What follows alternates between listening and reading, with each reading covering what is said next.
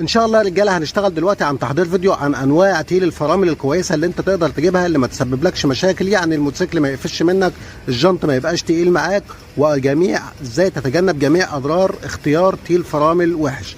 هنحدد لك ان شاء الله بالاسم انواع تيل الفرامل اللي تقدر تشتريها وانت مرتاح، لان احنا قلنا كده شويه علامتين تقدر تعرف منهم التيل الوحش من الحلو.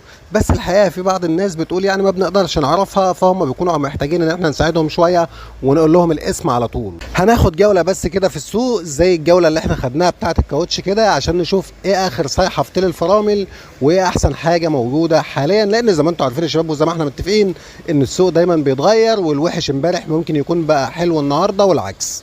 والسلام عليكم ورحمه الله وبركاته.